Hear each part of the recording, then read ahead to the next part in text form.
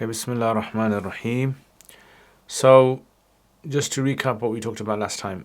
Last time we were mentioning about the calculation of zakat of camels. And we said about the camels, we said that the idea is that we follow these instructions that have been given to us by the early generations who got it from the Prophet ﷺ, that you have to give these certain types of animals when it comes to having a certain number of camels. So 5, one goat, 10, 2 goats, 15, 3 goats, 20, 4 goats, 25 binti makhad, 36 binti labun, and then hiqqa, and then jad'a, and like that. And we said that up to 120, all the scholars seem to agree, because the narration up to 120, everyone agrees upon that. Then after 120, this is where the Shafis and the Hanafis have ikhtilaf of how much you actually have to give after that. So Shafis say you switch between 40 and between 50. Yeah, so 40s and 50s, you switch.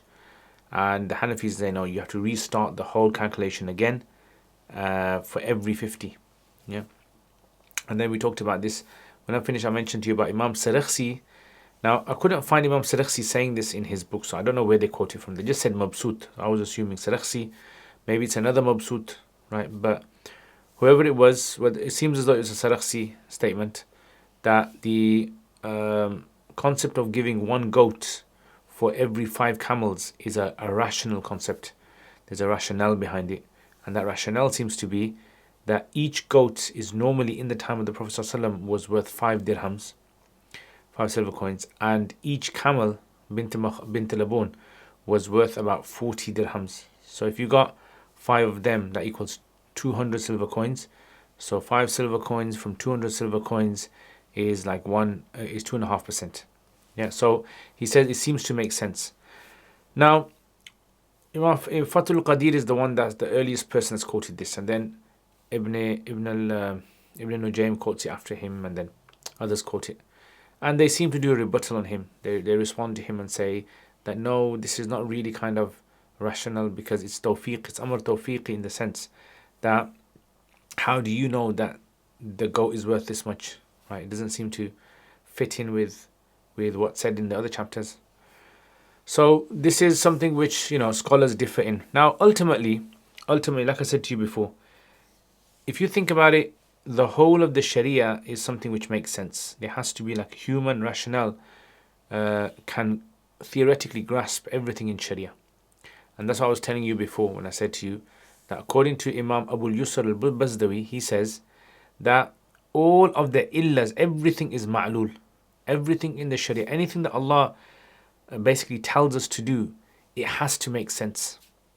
And sometimes our minds are too limited to be able to understand that, grasp it. But it has to make sense, because the creator of the universe, who is a Hakim, will never ever do anything which is outside of hikmah. It's always going to conform with hikmah, wisdom. And so anything that's wise obviously has to make sense. So, theoretically everything. This is why, for instance, like this concept of like 2.5%, where did that come from? There has to be a rational reason behind 2.5% theoretically. Now, if our minds cannot grasp that 2.5% reason, we just call it amr ta'abbudi. We just say this is something that has been told to us by the lawgiver, the shari'. We don't really know exactly why he said this, but we're just gonna stick to this. Yeah. So that's why we have this concept of amr ta'abbudi.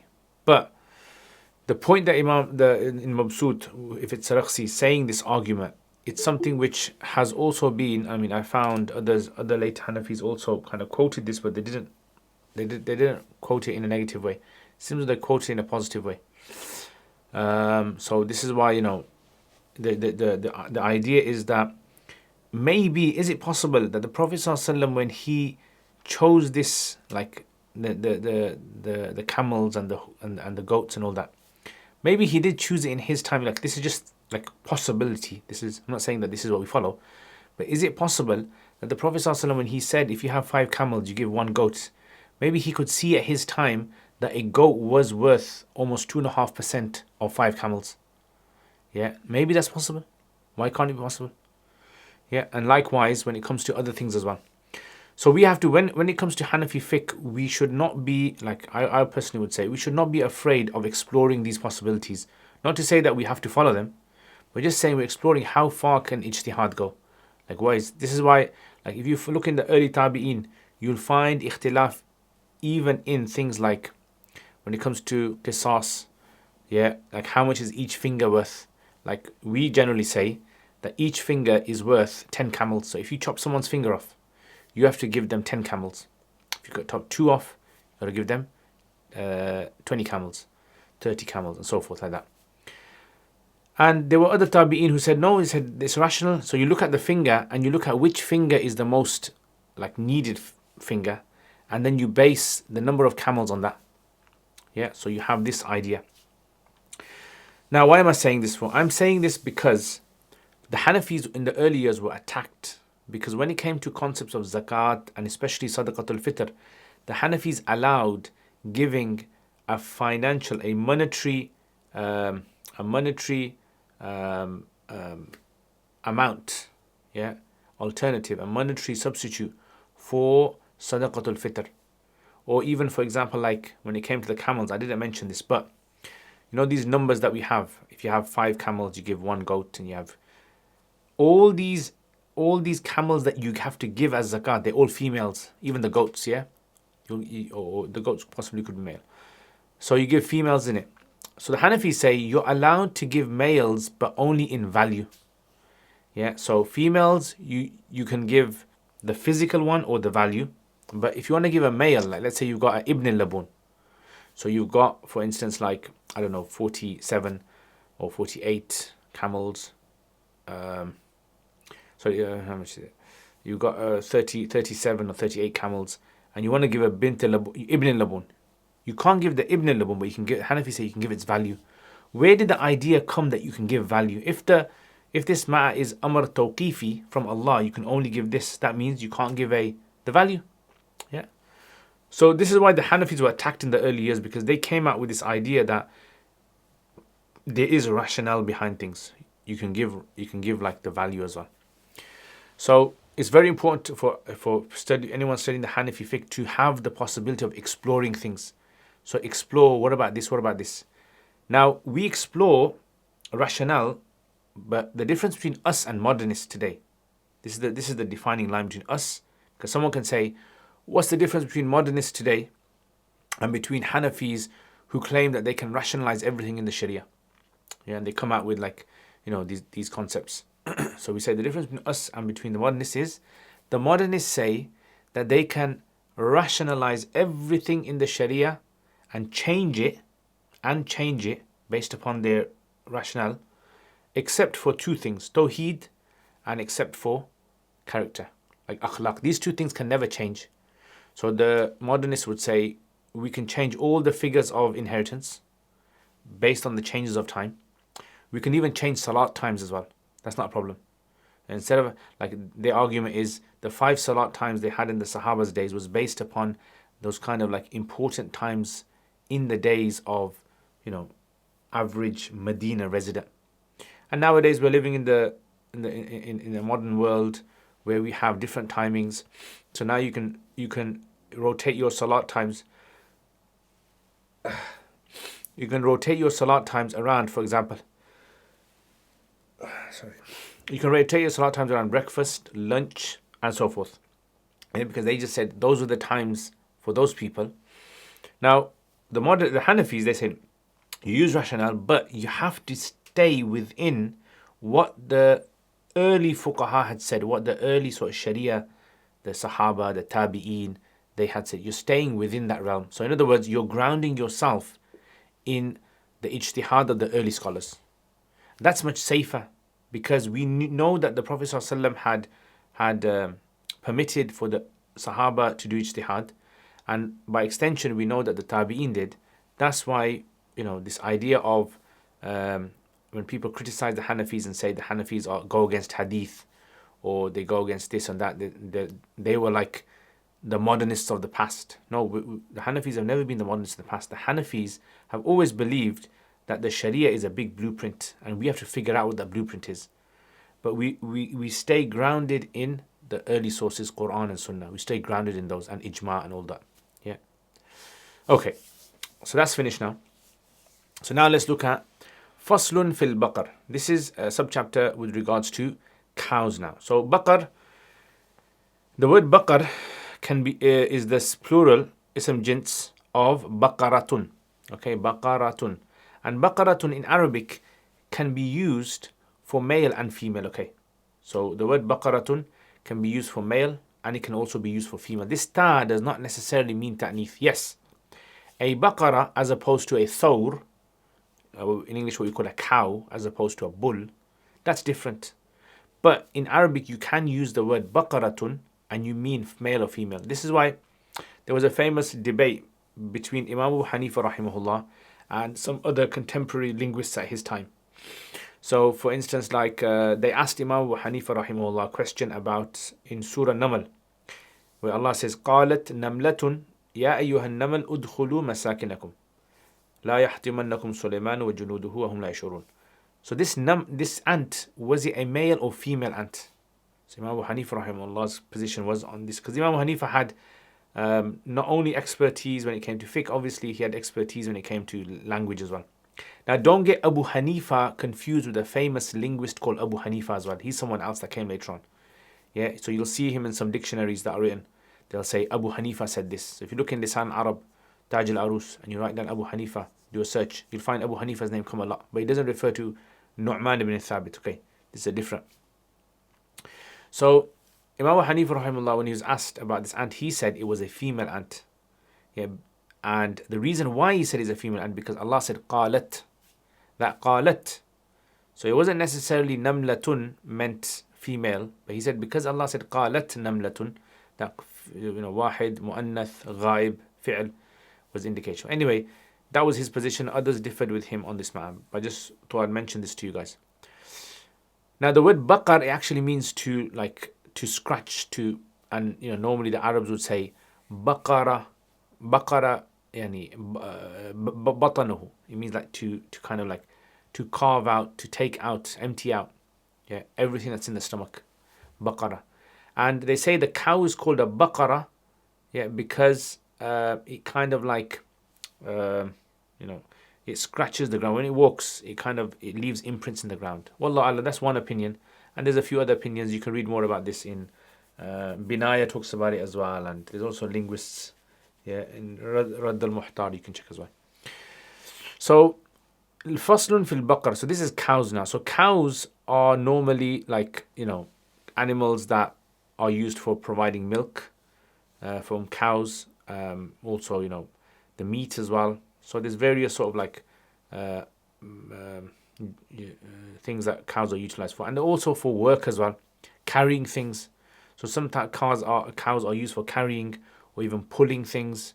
They kind of use them for drawing water as well. So they have cows walking around, or usually they use bulls walking around. So they have this large sort of like a mill where they grind flour. So if a person has cows, again, the cows have to be cows which are productive, nami, yeah. So the ones that are used for, tawalud, yeah. So giving birth, etc. So ليس في أقل من 30 من البقر السائمة صدقة. There is no sadaqah in anything less than 30 cows, and they have to be saima. Yeah, I told you what saima means. Saima means soam, which is self-grazing. Okay, so they have to be self-grazing. If they are aluf or alufa, which means they are fed. So the farmer goes, the owner, and he feeds them fodder, then there's no zakat in those. Okay, so it's like the Sharia kind of takes into consideration, because they're being fed, that farmer has to do the work, he has to buy the fodder, he's feeding them. So this eliminates the zakat. But if the animals are self-grazing and eating on their own, then that self-grazing is like free of charge. So they're kind of consuming from the land, and then that goes into their body, and then it increases their size, and then they give birth, etc. And this is an example like in the camel one as well, where in the books of usul they give this example as example of mafhum mukhalafa in the texts. So mafhum mukhalafa I keep forgetting what the English of mafhum mukhalafa is. Yeah, but you guys know what it is. So the mafhum mukhalafa is contrapositive. I keep forgetting for some reason. I don't know. My brain can't remember that word. It's mafhum mukhalafa. So mafhum mukhalafa is basically in this example is what we call the Hanafis accept mafhum al mukhalafa when it comes to fiqhi texts generally, not all the time, but generally they accept it in fiqhi texts. Okay, and there are some like Shar'an texts that are it's also accepted over there. So for example, like the example they give in hudud, they say it's accepted in hudud, right? So where Allah says in the Quran, ويل للمطففين الذين هم what's the ayah? ويل للمطففين الذين هم إذا اكتالوا على الناس يستوفون وإذا كالوا أو وزنهم يخسرون ألا يظن أنهم أولئك ليوم عظيم يوم يقوم الناس لرب العالمين. Yeah. So over there they give the example that this is also mafhum mukhalafa. So you can check that out yourself. But that's only the Hanafis say that only in hudud and maybe possibly in kafarat as well. But generally in the Sharia texts, mafhum mukhalafa is not accepted, but it's accepted in fiqh texts, because when you write a fiqh text, just like when you write a fatwa, the fiqh text is assumed that it's written in such a way that it's jami' mani'. It's like watertight. So when the fuqaha wrote this text down, Imam Muhammad writes it down in his Kitab al-Asl. So you can get Kitab al-Asl, you can check it out. ليس في أقل من 30 من البقر السائمة. Yeah, so they say this is مفهوم المخالفة الصفة. Yeah, so مفهوم المخالفة, there's about 5 or 6 types of مفهوم المخالفة. مفهوم المخالفة في الوصف, في النوع, في العدد, and this is في الوصف. So in other words, those cows that are saima, there's zakat in there, but those which are non-saima, there's no zakat in there. Okay? فإذا كانت 30 سائمة. So when these cows are 30 and they are self-grazing, remember we said self-grazing, we mean for more than 6 months of the year. وحال عليها الحول, and 1 year has to pass. So if you've got the cows, let's say 2 months ago, and your zakat anniversary comes, you don't give zakat in them. Your zakat for the cows starts from the date that you became owner of those cows. فَفِيهَا تَبِيٌ أَوْ تَبْنَى. Now, if you have cows which are for sale, then the rules of this don't apply. Then the rules of sale apply to it. Right? So they become a business commodity. In that case, you don't follow these rules. Same with camels. If you have camels for sale, then the rules of zakat of camels do not apply. Then what applies is, like we said, you're going to have, the value, you're going to value the camels, and then 2.5% of its value is going to be given. However, when it comes to cows, if you have 30, less than 30, then there's no zakat. If you have 30 plus, then there is zakat. And how much do you give? فَفِيهَا تَبِيعٌ أَوْ تَبِيعَةٌ. Yeah. So you either give a male tabi, which is a 1-year-old calf, right, or cow. So it's gone into its year 2 now. It's gone to 2nd year. So it's 1-year-old going to year 2. أو تبيعة, or a female. So he says وهي التي طعنت في الثانية. And this is the one that has pierced into year 2, has gone into year 2, meaning it's 1 year old. So when it says tabi and tabi'a, notice it brings the male and the female to show that the ruling for cows is different from the ruling for camels. In camels, you only use the female. You can use the male, but when you're going to use its value, right? So you're going to give the value of the male. So ibn al-labun, bint al-labun, ibn makhad, bint makhad, and so forth. But over here, you have a choice of using both the tabi, or you have the choice of using the tabi'ah. And that's simply because that's what's actually come in the hadith. In the hadith, this has come. Now, remember, if you want to follow the qiyas would say that whatever cow you have to give 2.5% of it. But we leave the qiyas because the Prophet ﷺ's letters that he wrote, we follow those in this case. So we're following basically an istihsan in this matter. Yeah. So وَفِي أَرْبَعِينَ مُسِنٌ أو مُسِنَّةٌ. And then once it hits 40, then you either give a musin, yeah, a 2-year-old cow, which is going into its 3rd year, or a musinnatun, a female version. وَهِيَ الَّتِي, and that is the one, طَعَنَتْ فِي الثَّالِثَةِ, that has pierced into its 3rd year. Where do we get this from? So بِهَذَا أَمَرَ رَسُولُ اللَّهِ صَلَّى اللَّهُ عَلَيْهِ وسلم. And with this, the Prophet صلى الله عليه وسلم, he instructed. Yeah, so in other words, the Prophet ﷺ instructed Mu'adh. There's a famous hadith. The Prophet ﷺ, when he sent Mu'adh radiallahu anhu, he told him this. He said, anyone who has cows, if they have 30, then, a tabi'. And if they have 40, then you give musin. So he said, tabi' or tabi'atun or musin or musinnatun. Okay, فَإِذَا زَادَتْ. So that hadith is a very important hadith for us because it kind of shows the Prophet ﷺ was implementing, that was being implemented by Mu'adh radiallahu anhu. فَإِذَا زَادَتْ عَلَى أَرْبَعِينَ. And then once it goes beyond 40, so you've got 30, 31, 32, 33, 34, 35, 36, 37, 38, 39. You're going to give one tabi or one tabi'ah. One musin, one tabi, one tabi'ah. Once you have 40, you give a musin or musinna. But what about 41, 42, 43, 44, 45, 46? So here is where there's an ikhtilaf between Imam Abu Hanifa and between the Sahibain. The Sahibain's position is that when the Sharia is silent between two numbers, you don't give anything extra. So just like in the camels, when you have 5, you give 1 goat. 6, 7, 8, 9, 10, 9, nothing. They call this waqas, waqaf sad. Yeah. They say there's no extra zakat in the waqas. Yeah, there's no zakat in the waqas. Once it hits the next figure, which is 60, then you give it. Yeah. And then after that, they say, what you do is, after every 10, you're going to give. Yeah. So the way that it works is like this. If you have 30, you give a tabi. If you have 40, you give a musin. Now then, 50, you give nothing. 60 is where you're going to give 2 30s, because 60 is equal to 2 30s. So you're going to give 2 tabis. 70 consists of a 40 and a 30. So you're going to give, at 70, you're going to give 1 musin and 1 tabi. 80 consists of 2 40s. So you're going to give 2 musins. 90 consists of 3 tabis. Yeah, 3 tabis, 3 30s, 30, 30, 30, 90. So you give 3 tabis. 100 consists of what? What would 100 consist of?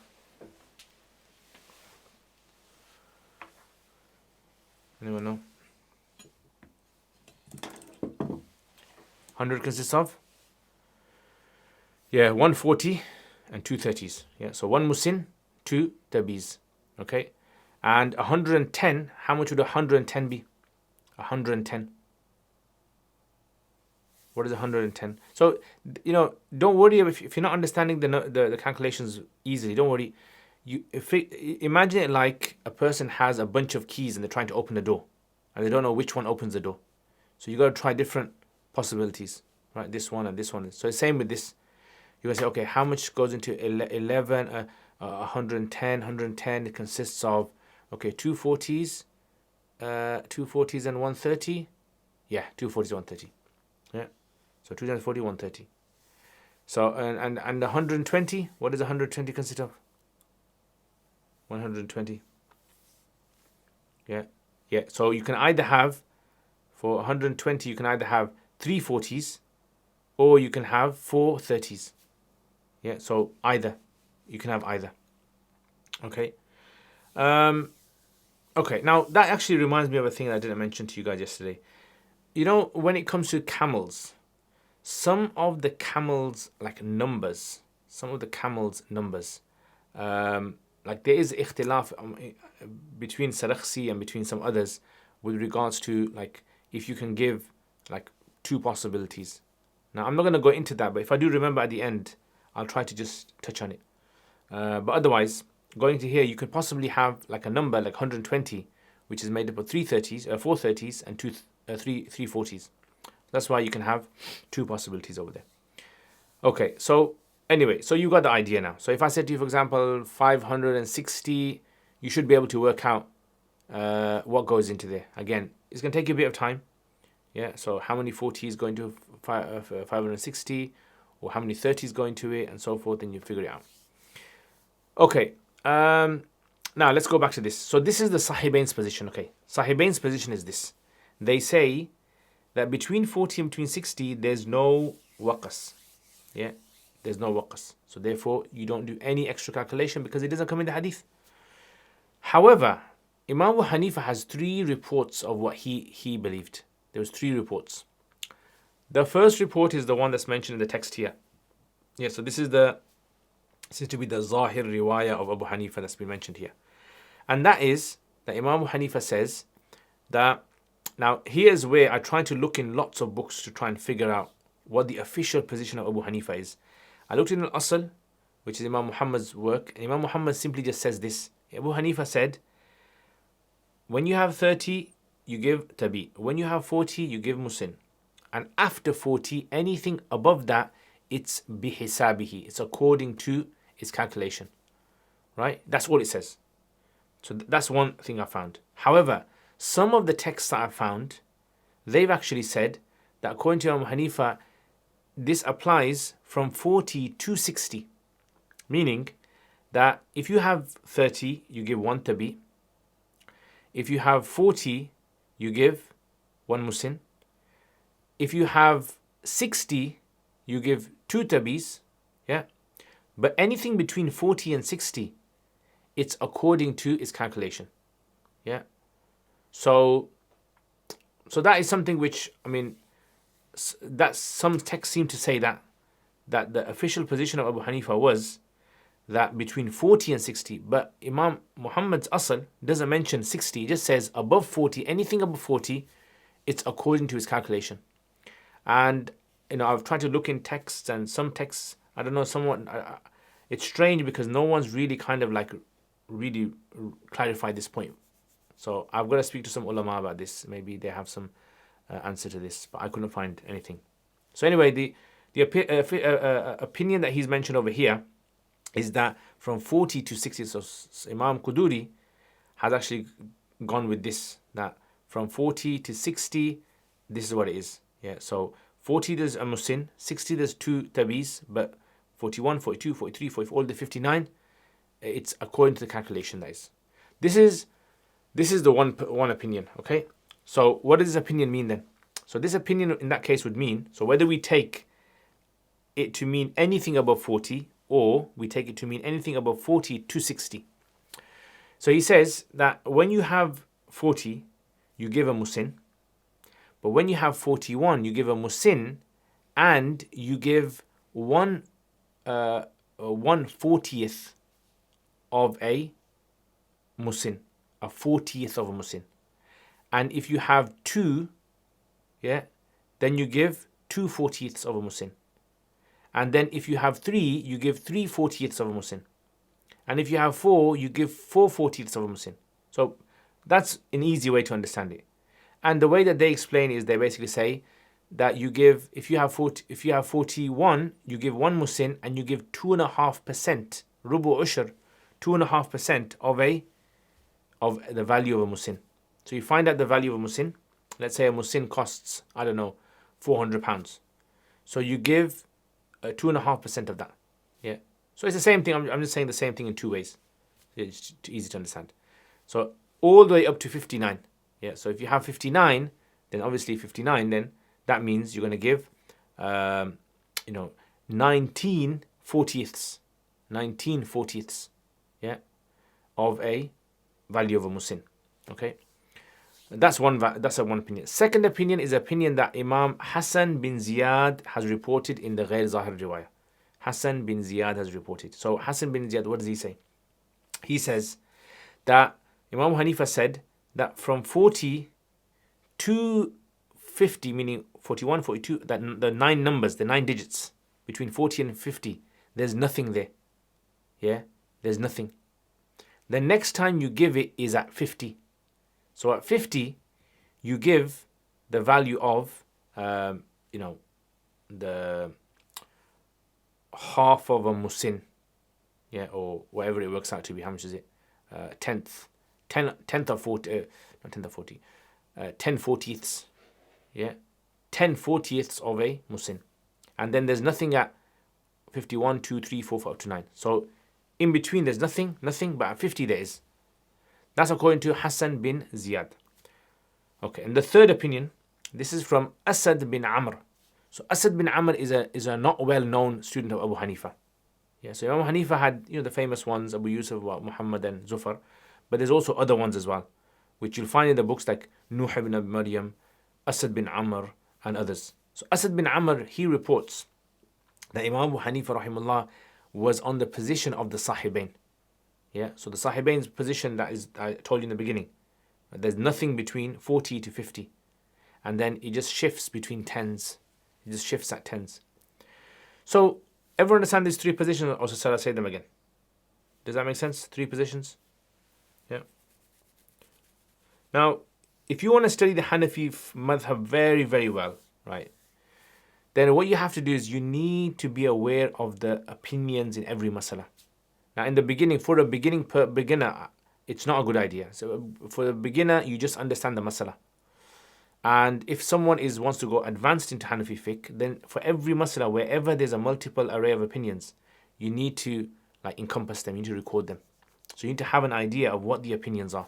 For example, how many opinions of Abu Hanifa are there in mashab of the head? How many opinions of Abu Hanifa are there when it comes to the time that Zuhr finishes and Asr starts? How many opinions of Abu Hanifa are there when it comes to masala of this masala? So you need to encompass those masalas. What's the importance of this? So the importance of this is, number one, you'll know what range you have to work with now. Number two is you'll understand what later Hanafis who choose different opinions of Abu Hanifa. Like here, in this case, many of the later Hanafis, they did not take this official Abu Hanifa's position that's been mentioned in the Zahir Riwayah. Yeah. So the 41, 42, 40, they didn't take that. In fact, what they took was Sahibain's view. So Qasim bin Qattubugha, he is a student of Imam Ibn Humam. Yeah. And he's also, student of Imam Ibn Hajar as well and others. And he says that he gives the fatwa upon Sahibain's qawl. Yeah, so he gives fatwa on Sahibain's qawl, he does. And there's a few others as well who give fatwa on Sahibain's qawl. But anyway, that's what you understand. And then when you're giving fatwa, sometimes you know how much room there is to shift opinions, which opinion you can give fatwa on. So anyway, let's go back to this. So those are the three opinions. Now, I've looked at, I've literally today I've been going through about, I don't know, maybe 9 or 10 books today I've been going through. And the best explanation I've actually found about this Imam Abu Hanifa's opinions, these three opinions of Abu Hanifa, the best place that I've found explanation is, one is Badaya Sanai. Number two is in Imam Quduri's book Tajreed. So Imam Quduri has a book called Tajreed in there. Now, if I had access, I would, if I could, I would actually do further reading into Imam Quduri's commentary on Mukhtasar al-Karhi.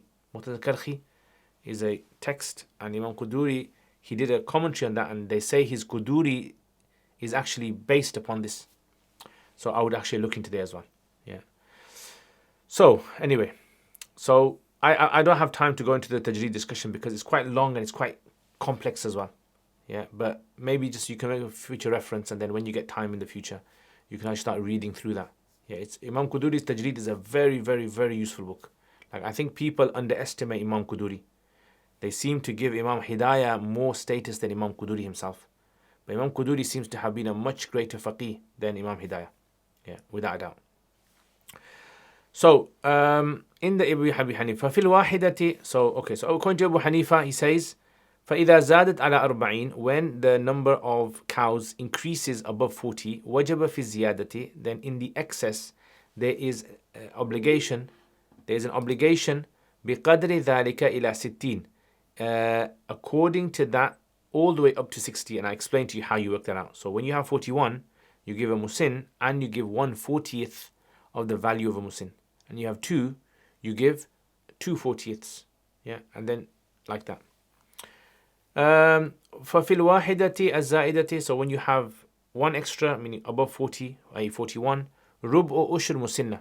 So رُبْعُ أُشْرْ مُسِنَّةِ is, rubu means a quarter, and ushur means tenth. So a quarter of a tenth is 2.5%. That's what comes in the hadith. Hatu rub'u ushr amwalikum. The Prophet ﷺ said, give a quarter of a tenth of your wealth. وفي اثنتين, and when you have two of these, نصف عشر مسنة, you give half of a tenth of a musinna, i.e. 2/40. وفي الثلاثة, and when you have three, meaning 43, then you give ثلاثة أرباع. ثلاثة أرباع means 3/4 of a tenth of musinna, i.e. 3/40. وهذه رواية الأصل. So then he wants to, Sahib al-Hidayah wants to clarify. He says, this is actually what you find in Imam Muhammad's asal. That's exactly what he says. Yeah, like I said, Imam Muhammad doesn't mention this ila sittin. He doesn't mention this ila sittin. Okay, so this is why I'm not sure. Maybe the version that Sahib al-Hidayah had access to of asal was a bit different than ours. I don't know. لأن العفو ثبت نصا بخلاف القياس. Afwa means nothing. Yeah. So he's saying, look, the idea is that in Sharia, if there's a person and this person is wealthy, yeah, the Sharia would not waiver zakat on him. Yeah, the Sharia would not waiver the zakat. This is called afu. The Sharia would not consider afu because the qiyas says when someone is wealthy and they've had their wealth for an entire year, all the 7 conditions, that person should give their zakat. So the qiyas says every rich person who fulfills the 7 criteria should give their zakat. That's what the qiyas says. So Abu Hanifa's argument that they're presenting is that if you have 41, the Sharia would not ignore that 41. That one, it wouldn't ignore that one. Yeah, there would be something that he'd have to give. So لأن العفو ثبت نصا. So the afwa ثبت نصا بخلاف القياس. It comes against the qiyas. Yeah, ولا نص هنا. So in camels and other places where the Prophet ﷺ has explicitly mentioned, for example, there is nothing over here, there is nothing, then that goes against qiyas, and we say we only stick to that because it comes in a hadith. It comes in a hadith that there's nothing at this figure. Yeah, like for example, the hadith says there is nothing below 30. So therefore, from 1 to 29, it's afu, it's wavered. Yeah, so we say that goes against the qiyas. بخلاف القياس ولا نص هنا, and there is no text here. Meaning, if we had a text to say that between 40 to 60 there is nothing, we could have used that. Does everyone understand this concept? Yeah. Okay. Yeah. So this is an important thing to understand, because this is what I was talking about yesterday when I said to you that in the Sharia there's certain things which are tawqifi, that are fixed by the lawgiver, and we stick to them. Yeah. And this is what he's saying basically over here. He's saying that if the Sharia had mentioned a text, if there's an ayah of the Quran or a hadith that said there is nothing between 40 to 60, then we would have taken that. بخلاف القياس ولا نص هنا, and there is no text over here. Now, so that's one opinion. Now, if you want to read more about this, so Imam Hidayah doesn't seem to have gone into more detail about this. Like someone can ask a question, say, okay, if you're saying between 40 to 60 there should be something, and you're saying that the Sharia has not come out with a specific text that has wavered it, then what about between in zakat of camels then? What about between 5 to 10? 6, 7, 8, 9, 10. Why don't you use calculation there? Why don't you say, okay, if you have 5 camels, 1 goat, and 1/40th of a goat, 6, 1/40th of a goat, 7, 2/40th of a goat. Why don't you use it there? Or anything like that. So this is where there's a lot of questions that fuqaha sort of like should come into your mind. Definitely come to my mind. And this is where you need to look for what the fuqaha have said about this, because they may have discussed this, they may have not discussed this. So this is why, this is one of the i'tiradat that can be raised. Number 2, the second opinion.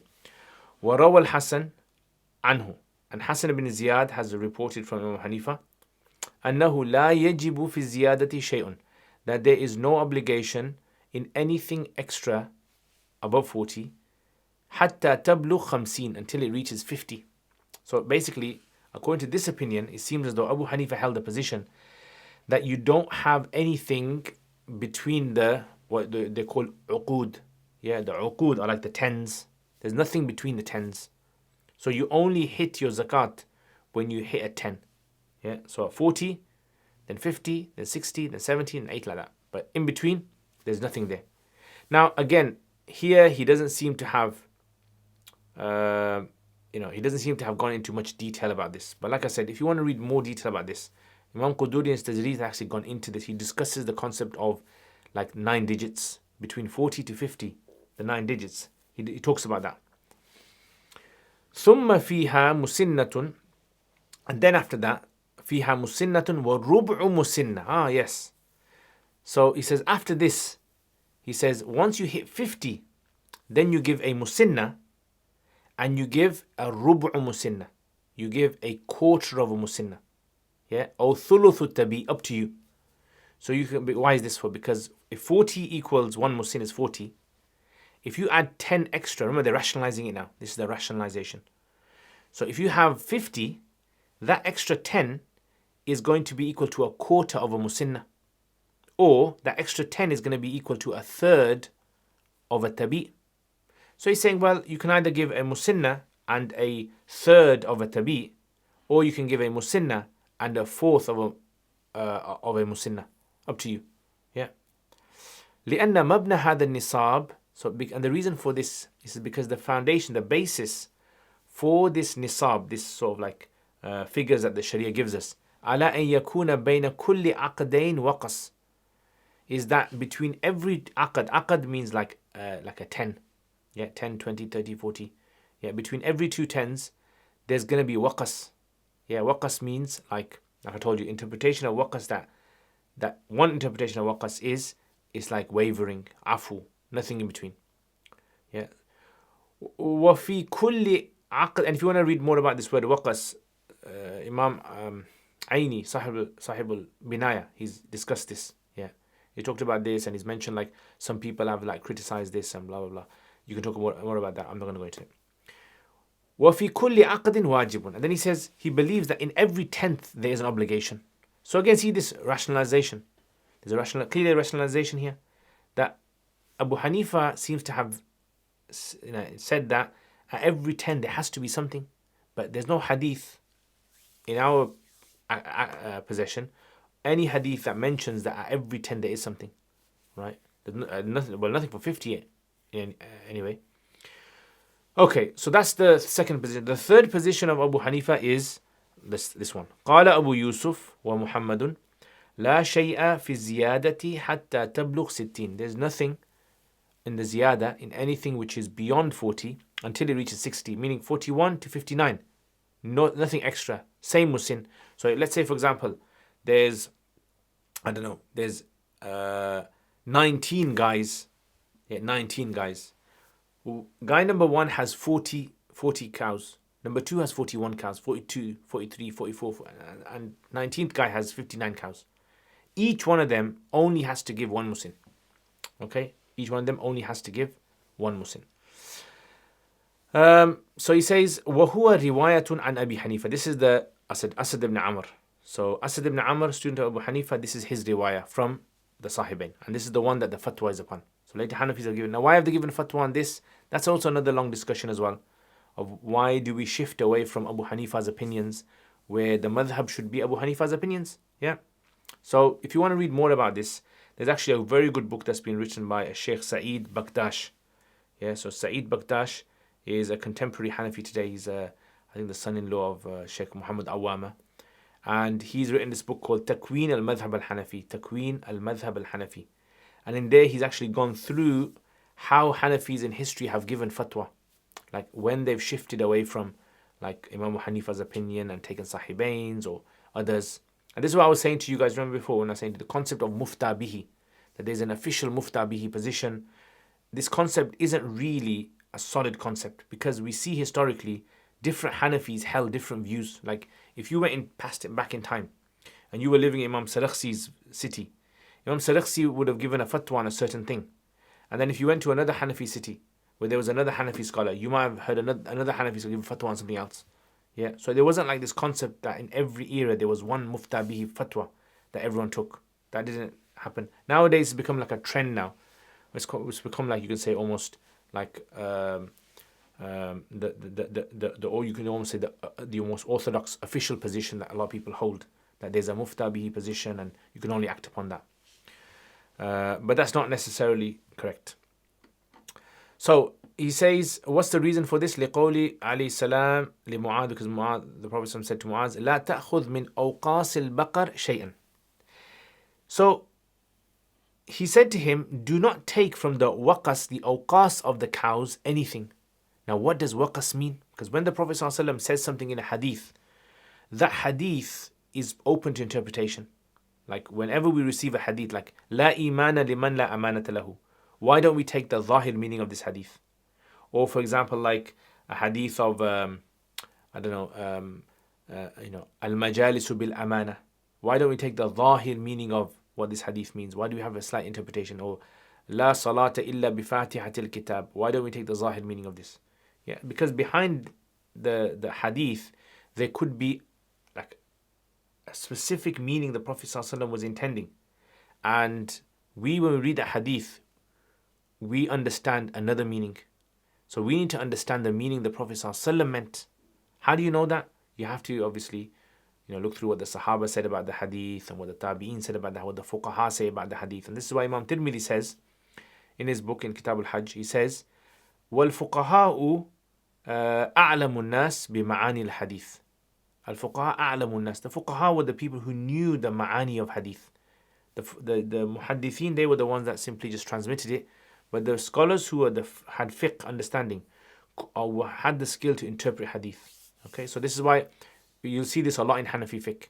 That someone will say, for instance, like there's a famous, Imam Ibn Jawzi has written a book where he's kind of like brought and said, look, Hanafi say this and hadith says this. Hanafi say this, hadith says this.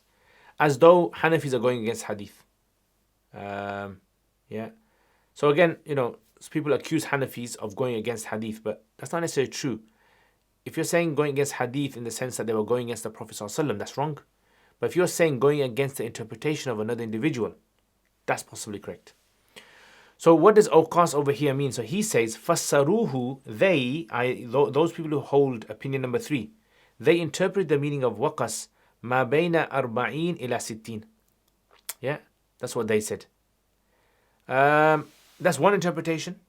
Yeah, like I said. But is that the interpretation that is taken by Imam Abu Hanifa rahimahullah? Not necessarily. قُلْنَا. So in response, in defense of Abu Hanifa's opinion, قَدْ قِيلَ, it is said, إِنَّ الْمُرَادَ مِنْهَا هَا هُنَا الصِّغَارِ. What's actually meant here is the baby cows. So in other words, the Prophet ﷺ told them, don't take from the baby cows. Yeah, the small cows, the calves. Don't take from them. So if you have baby cows amongst them, then don't take them. He wasn't talking about between 40 to 50. Yeah. So there's two opinions now what that hadith actually means now. Yeah. Okay. Put that all to one side. So Sahibu Imam Zayla'i, Nasbur Raya, has done a full a survey of this hadith. He's collected a hadith and Fath al-Qadir and others. So Fath al-Qadir usually takes what Nasbur Raya says, Imam Zayla'i says, and then he brings you all together. Because Imam Zayla'i, remember, he came before Fath al-Qadir. Yeah? So Imam Zayla'i, he came in the 600s. Sahib Fath al-Qadir, he dies in the 800s, early 800s, yeah? And Fath al-Qadir was in Egypt, Ibn Humam, and he was a contemporary of Imam Ibn Hajar Asqalani. Yeah, so they were contemporaries there. So Imam Zayla'i, he was actually someone who was at the time of Imam al-Hafidh al-Iraqi. So Hafidh al-Iraqi, famous Shafi scholar. So he was at his time. And Nuruddin al-Haythami. So Nuruddin al-Haythami, I think he was his son-in-law or something. Yeah. And so these scholars, they actually used to get together and they used to go over hadith. So that's why Zayla'i's work is a very important work when it comes to hadith studies. Yeah, it's extremely important. So they've mentioned this. They've said the hadith, this extra wording of this hadith. Basically what happened was Mu'adh radiallahu anhu, he was telling someone about this calculation. Yeah. I think, is it down here? Yeah. Okay, here it is. I actually got it. Daraqutni. قال لما بعث رسول الله معاذ اليمن. He says when the Prophet sent Mu'adh to Yemen, قيل له, it was said to him, بما أمرت, what was you commanded with? Meaning, what did the Prophet command you with? Yeah. قال أمرت أن آخذ من البقرة I was commanded to take from cows من كل 30 تبيعا أو تبيعة ومن كل 40 مسنة. قيل له أمرت في الأوقاس. So the people asked, were you instructed about أوقاس in any way? Whatever أوقاس means. Is أوقاس mean the numbers between 40 to 60? Or does أوقاس mean baby cows? قال لا. He goes, no, I wasn't. وسأسأل. So this is a mistake. So like there's not supposed to be a gap there. وسأسأل, but I will ask the Nabi صلى الله عليه وسلم. He says فسأله, then he asked him فقال لا, no. وهو ما بين السنين. This is between the years. يعني لا تأخذ من ذلك شيء. So this extra wording over here, this seems to be problematic. Why does it seem to be problematic? Is because according to the historians, Mu'adh radiallahu anhu did not go back to Medina before the Prophet passed away. So Mu'adh radiallahu anhu was sent to Yemen, roughly in the 9th year or 10th year, he was sent to Yemen. And then Mu'adh radiallahu anhu, he came back after the Prophet passed away. I think in the time of Abu Bakr or Umar radiallahu anhu. So that's why I'm saying historically that end part doesn't make sense. He couldn't have gone back and asked him. Yeah.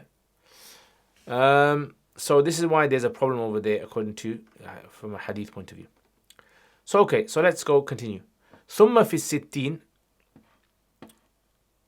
Yeah, Sa'id. Dr. Sa'id al-Baktash. Sorry. Did I say Sa'id? Sa'id Baktash. ثم في الستين. And then he says, once you hit 60. Yeah, so once you hit 60. So once you got 60 cows. تبيعان, 2 tabi's. And, or 2 tabi'atans, females. Yeah, so 60 is 30. وفي السبعين, when you hit 70, then a musinna and a tabi', a 40 and a 30. وفي الثمانين, and when you hit 80, then 2 musins, yeah, 40. وفي تسعين, and then when you hit 90, ثلاثة, 3 أتبعة, yeah, so 3 30s. وفي المئة تبيعان, 100, you got 2 tabis and 1 musin. وعلى هذا يتغير الفرض. So and based upon this, the obligation shifts. Yeah, في كل 10, in every 10, من تبي إلى مسنة. Yeah, so I mean, if you look at 60 is 2 tabi, isn't it? 70, you change 1 tabi into a musinna. Yeah, so 70 is 1 musin, 1 tabi. In 80, you change that 1 tabi into a musinna, so 2 musinnas. In 90, you actually have 3 tabis. So you're saying basically that's how you work. You just shift around the tabi and the musinnas. وَمِن مُسِنَّةٍ إِلَى tabi. And then you change, musinnas to tabi'is. Although like this kind of rule that he's mentioned over here, like I said, if you have 80, you got two musinnas. But then if you got 90, you can't just change 1 musinna. You've got to actually have 3 tabis. Yeah. So this is why this rule isn't really kind of like a foolproof rule. But like I told you, the idea is that as long as a 30 and a 40 fits in. لقول عليه السلام, because the Prophet صلى الله عليه وسلم, he said, في كل 30 من البقر تبي أو تبيئة وفي كل 40 مسن أو مسنة. In every 30 of baqar, there is a tabi or a tabi'ah, and in every 40, there is a musin or a musinna. Yeah, and that's basically how the concept works. But like I said, the main ikhtilaf that they want to show you is between the 40 and between the 60. Is there anything extra there? Yeah. Now, the Hanafis haven't really mentioned what about between 60 to 70, 61, 62, 63, 64, 65. And like I said to you, if you take the Asl riwayah in Kitab al-Asl, if you take the riwayah there of Abu Hanifa's, then you even have to take into consideration the 9 digits between every 10. Yeah, so 61 to 69, 71 to 79. That seems to make more sense to me. Yeah. Like why would they only consider between 40 to 60, but then they wouldn't consider between 60 to 70? Yeah, what's the reason for why? So anyway, I haven't really kind of come to a conclusion of that, and maybe inshallah in the future I will. Okay, so that's basically the calculation. Then he says, wal jawamis wal baqar sawa. The jawamis is the jam of jamus, yeah, which is we call a buffalo. Wal baqar and cows are the same. So Imam Quduri has said jawamis and baqar are the same. Why is this for? He says لأن اسم البقر. So remember we said al-bukht wal-i'rab, yeah. So he says, لأن اسم البقر, because the term cow يتناولهما, includes both. I.e. Imam Quduri believes the buffalo and cows are both the same, they belong to the same classification. Yeah. So the term baqar, when you say baqar, he believes it means the same thing. إذ هو نوع منه. Yeah, because jamus is a type of cow. Yeah, jamus is a type of cow. Now, where does he get this from? Is it in Quran? Obviously not. Is it in Hadith? Obviously not. Yeah. So how do you figure this out? So this is where some scholars have differed with Imam Quduri on this and criticized him on this. And they've said it's more accurate to say al-jawamis kal-baqar. Jawamis are like cows because they're not really cows. They're different. Like people treat, when you go to the markets, they treat cows different than buffaloes. So he says, إذ هو نوع منه إلا أن أوهام الناس لا تسبق إليه في ديارنا. So he says, however, the understanding of people, أوهام الناس means like the mindset of people, does not race towards it in our land. So where we live, Imam Sahib al-Hidayah is living where? He's living in the southern part of Russia. And he's saying where we live, when you say cow to someone, they never imagine a buffalo. Yeah? Because because of the lack of number of buffaloes that live there. Buffaloes usually live in southern places like Indian subcontinent. So he's saying because they're not very well known in our climate, in our area, when you say baqara, people never think of that. But that doesn't necessarily mean they're not a classification of baqara. That's what he's saying. فَلِذَلِكَ, and for this reason, so he wants to clarify a point in the Hanafi books, which is that if a person was to swear an oath, like let's say I swore an oath that wallahi I'm not going to eat cow's meat, and I'm not going to eat lahmul baqar, right? And I ate buffalo's meat, would I break my oath? They say no, you won't. So why is that then? If cows and buffaloes are the same, shouldn't the oath break? If you swore an oath that you're not going to eat a baqar and you ate jamus, shouldn't the oath break? So he says, well, oaths are different. Oaths are based upon urf, yeah, the convention of society.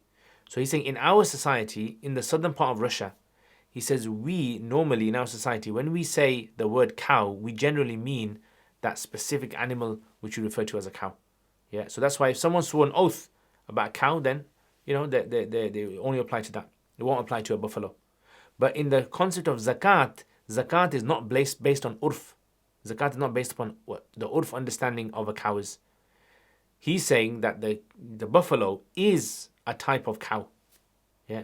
Now, again, how do you decide? Like I explained this to you guys when I talked about the camels. How do you decide which animal? Like nowadays, there are so many. Like if you Google it, different types of like cow species. I think it comes under bovine. Yeah, bovine types of animals, I think. Maybe it comes under that. But you'll find like American buffaloes, you'll find like buffaloes in India subcontinent, and maybe other types of animals that are similar to a cow. Yeah. And then you have this concept of what they call a baqar al-wahshi. Baqar al-wahshi is more like a deer. It's like a big deer. Yeah. Type of like big deer. So again, that is not a cow. Yeah. So again, this is like an issue which the fuqaha seem to be classifying animals based upon their society. Because remember, the earliest book that we have that was written on the classification of animals is Kitab al-Haywan al-Kubra by Ad-Damiri, which was I think written in the 600s, late 600s, early 700s. So that is like a book that came later on, and that classifies animals. But compared to today's standards, David Attenborough standards, the classification of animals is much greater today. The way that they classify animals is much different from how they classified in the past. And this is why I told you, it's very hard to understand in today's times when the books of fiqh say a particular animal, what were they referring to? Like exactly what animal in their times were they referring to sometimes when they said a specific animal's name.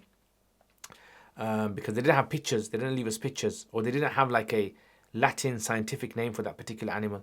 There could be some animals the fuqaha have seen, but unfortunately the animal has died out. Yeah, it could have become extinct. Allah knows best. But anyway, he just wants to mention this point that look, that there's a difference between using the concept of cow and buffalo in oaths, whereas versus using it in zakat. Okay. Yeah. Wallahu a'lam. Allah knows best.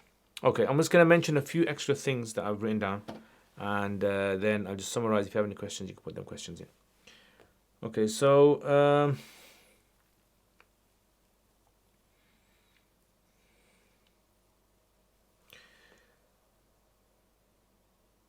okay, so this is what is in Badai Sanai. Remember what I told you about the Badai Sanai. So he says in Badai Sanai, he says, قال أبو حنيفة عليه مسنة وربع عشر مسنة وثلث عشر مسنة وهذا يدل. This indicates, signifies على أنه لا نصاب عنده في زيادة على الأربعين. And that makes sense. That's what I was saying to you. That makes sense. If you take that as Imam Hanifa's position in the Asl, that we only have 30 and 40. After 30 and 40, there isn't a specific nisab. It's according to the calculation after that. Yeah. So he says, هذا يدل. This signifies أن لا نصاب عنده. There's no nisab according to Abu Hanifa في الزيادة على الأربعين after 40. وأنه تجب فيه الزكاة. And that zakat will be necessary any amount that you have. Even if you have 92, you'll have to give zakat of that extra 2. So 90 can be worked out as being, 3 musinnas. Yeah, because you got 3 30s there. Yeah, so that he's saying that the Prophet ﷺ only told us, if you have 30, give this much. If you have 40, give this much. That's it. Khalas, finish. And then after that, how do we work out? Well, we work out like this. That seems to make sense to me. Okay.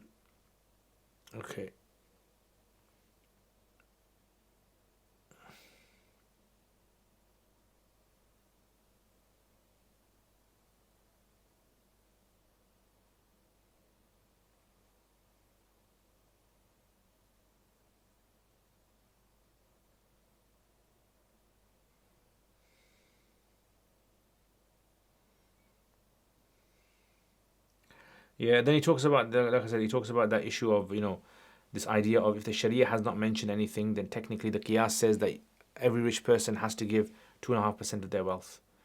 So you can read more about that. Okay, Bahar mentions,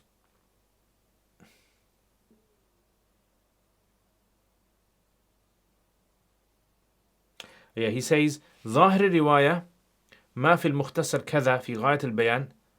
He says the Zahir Riwayah seems to be on the position of the Sahibain's position.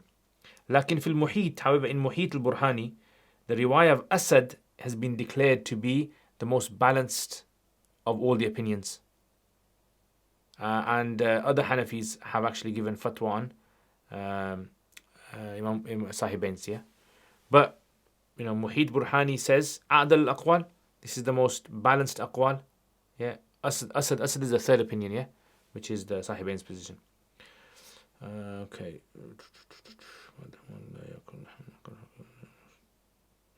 Yeah, this is the other issue where he says,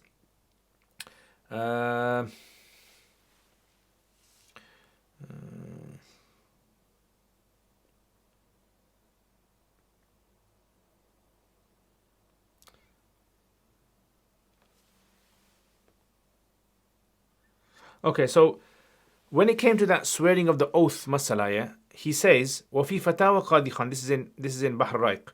في فتاوى قاضي, it's reported in فتاوى قاضي خان, in the chapter of eating, in the chapter of oaths. قال بعضهم, some of them said, لو حلف, if a person was to swear an oath, لا يأكل لحم البقر, that he wasn't going to eat cow's meat. فأكل لحم الجاموس, and he eats buffaloes. حنث, he breaks his oath.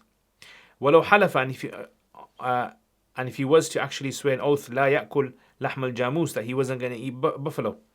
فأكل لحم البقر, then eats baqar, لا يحنث. Yeah, he won't break his oath. So again, see, Qadi Khan was living in a different environment. So maybe in Qadi Khan's time, buffalo was considered to be seen as a cow. Yeah, so again, this is all to do with the urf. Okay, nothing else. You can read that if you like. And Johara, what was I going to mention there?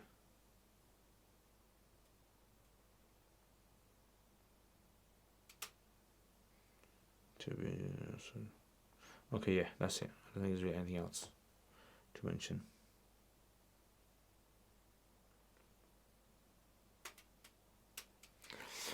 Okay, what's happened over here? The light gone dim.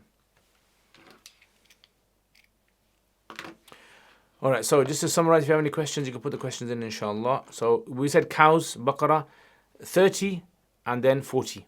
Yeah, so 30 is one tabi of male or female, and in 40 there's once musin or musinna. Yeah, and then we said that between 40 and to 60, what happens over there? So we said there's 3 reports from Abu Hanifa rahimahullah on this. One of the reports is you have to also work out those 19 digits in between. You have to work out the zakat of those as well. Yeah, so 41 is 1/40th on top of a musinna, 42 is 2/40th on top of a musinna, 43 is 3/40th on top of a musinna, and so forth, all the way to end. Second opinion is Hassan ibn Ziyad's opinion, which is no, you don't have to give anything until you hit 50. Once you hit 50, then all you have to give is a quarter, quarter of a musinna, because or a third of a tabi. And the third opinion is the Asad ibn Amr's, which is in accordance with the Sahibains, and this seems to be the later Hanafis have given fatwa on this opinion. And then we mentioned about this whole idea that, Mu'adh radiallahu anhu, he was asked about the waqas, and the Sahibain interpret the waqas as being the digits in between. And Abu Hanifa's defense, we say that waqas doesn't necessarily mean that. And waqas could also mean the young as well. And then, the concept of the jamus and the baqar. Are the jamus and the baqar the same? Was Imam Quduri accurate in saying jamus and baqar are the same? Or should he have said the jamus kal baqar? It's like this tashbih, the similarity. Yeah, so this is something which later scholars differ on. Khalas, okay, jazakallah khair, guys.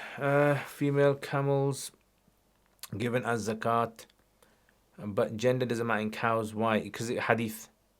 Yeah, because it comes in a hadith. So in other words, because in the hadith, like we read, musin tabi'un wa tabi'atun, give a tabi and tabi'atun. And in the camel one, the Prophet ﷺ only mentioned female camels to give. Yeah, so that's why we stick to that. But we said you can give a male camel, but the only difference is you have to give its value, not the camel itself. Yeah, so like we said, the zakat itself is only calculated in the female cows. If you have male cows with them, you look at all of them then. Yeah, but generally it's the productive. Okay, Khalida, jazakallah khair, ameen, jazakallah. Thank you very much, guys. So inshallah, what I'll do is I'll see for next I don't know time we have it. So I'll see my schedule, and if I can continue this every night, or maybe if it's several nights a week, or maybe one night a week, I'll see inshallah how, and then I'll let you know on the Google Classroom inshallah. Jazakallah khair, guys. Take care inshallah. Ameen, jazakallah khair. Thank you very much, Zed. Jazakallah khair, everyone. Assalamu alaikum wa rahmatullah.